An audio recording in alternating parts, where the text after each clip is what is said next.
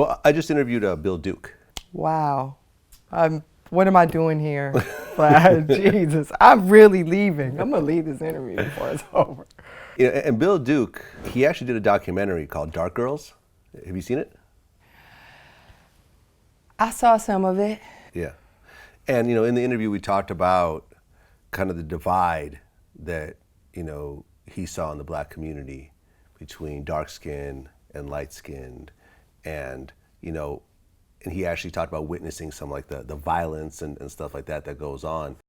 And this actually was based on your own personal experiences, seeing how women of different complexions were treated as you were growing up. Yes, how I was treated, how I saw women being treated, but more specifically, racism in our own community, based upon slavery principles.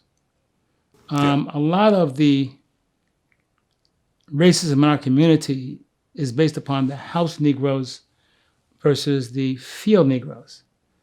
And the house Negroes were the ones who Massa had sex with a slave and she'd have a baby. And because they were mixed, black and white, they have the privilege of working in the house as servants, cooks, maids, etc. But if you were dark, you worked in the field from sun up to sundown. And that was the division. And the field Negroes were not fond of the house Negroes because they had privileges. And the house Negroes were not fond of the field Negroes because they were privileged.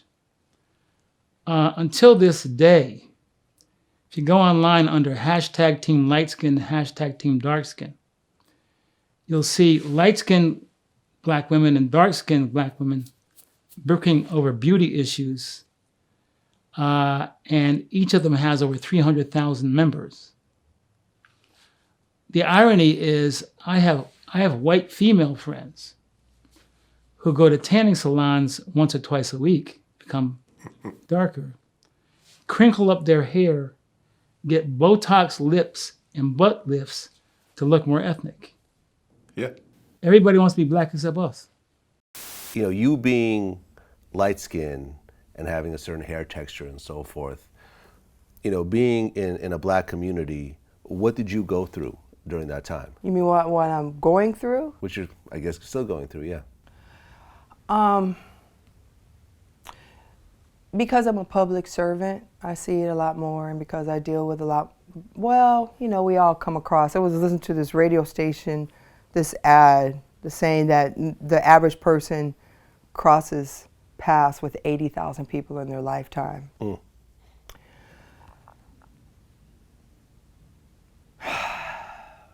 It's a taboo issue. It's very taboo. Yeah. It's just like everything else that happens in the black community. That's considered dirty laundry. Bill touched on it, but they're not telling the other side, And if you tell the other side of the story, it's like, well, what's the problem?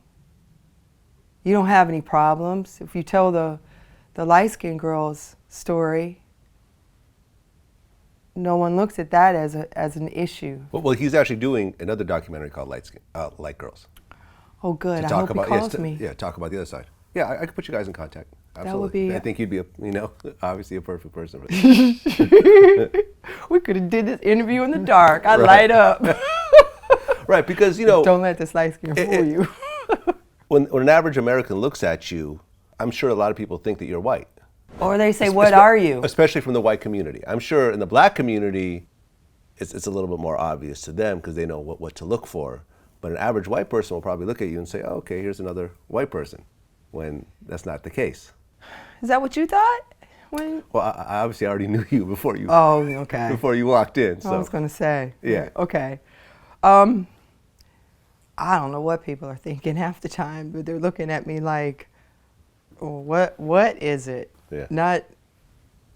I think people are baffled by my look, not just because of the fact that I look. if I go anywhere I go, I can be that. I was in Rome. Everyone was speaking Italian, Yeah. and I could hear Felicia. I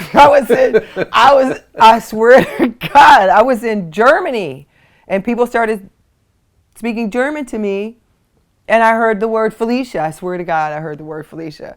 I'll go to Mexico, people, and wherever I am, I look like that. I was in Egypt, and they thought I was Egyptian, and yes, I heard the word Felicia. Yeah. Felicia's international. Dope. She's an international Nigerian Jew. So you're living in Michigan. What made you want to move to Los Angeles? It was cold in Michigan. I survived the blizzard of '76. Okay. You ever seen those T-shirts? No. If anyone has one of those T-shirts, please, I'll buy it for whatever. Not Okay. for whatever, but I really want. It was either '76 or '77. It was so cold it knocked my memory out. So, but it's a thing. And Michiganders will know exactly what I'm talking about, surviving that blizzard. As a child, I just kept wondering, why are we here? Why are we here again? And then in the winter, you couldn't do anything. Even the farm animals was looking at me like, why are we here? Hop on, let's go. It'll take us 4 months, but we can be off this island.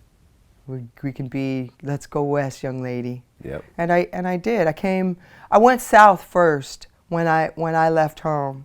And when I left home, I slipped off. I left home in February. I slipped off of the porch. There was a cab was right there. I slipped off the porch, rolled in the snow, didn't miss a beat, and I still had a smile on my face when I got in the cab, and I was covered in snow. But I rolled, got up, grabbed my bag, got right in and said, please, let's just go.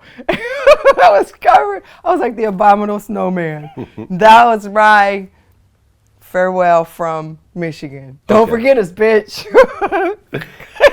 So you end up in LA.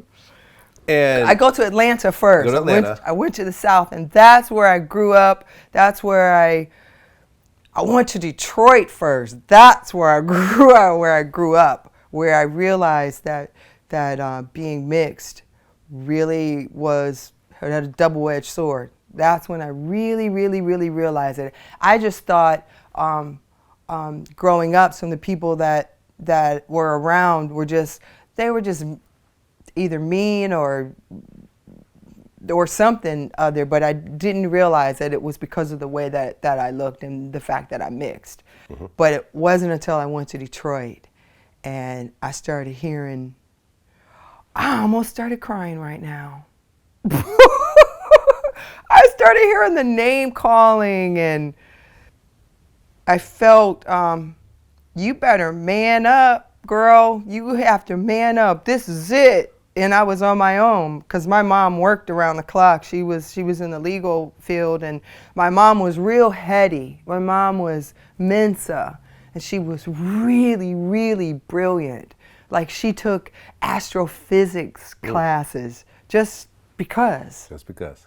I mean, her brain power, so she really didn't connect so much with what was happening emotionally. And it was basically, hey, man up, bitch.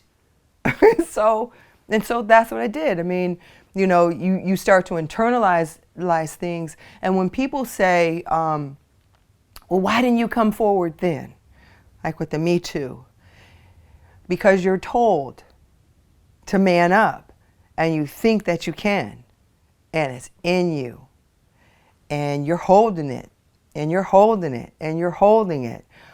But those sort of events and those sort of occurrences bubble, and you can't just turn the flame off.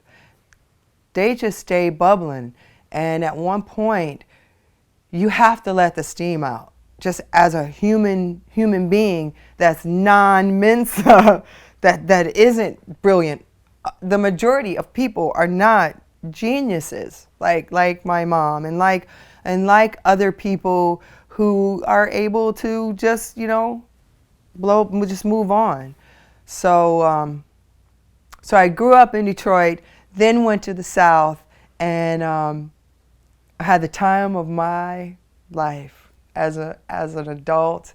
As there was a lot of mixed people and gay guys there, so I had a freaking blast. And that's where I realized that I can be a goofball. I can be mixed. I can be a goofball. I can hang with white folks. I can hang with black folks. I can do whatever the fuck I want. And when I went on stage, it was because I wanted to, and because part of it was defying people who were like, "Oh, you're too pretty.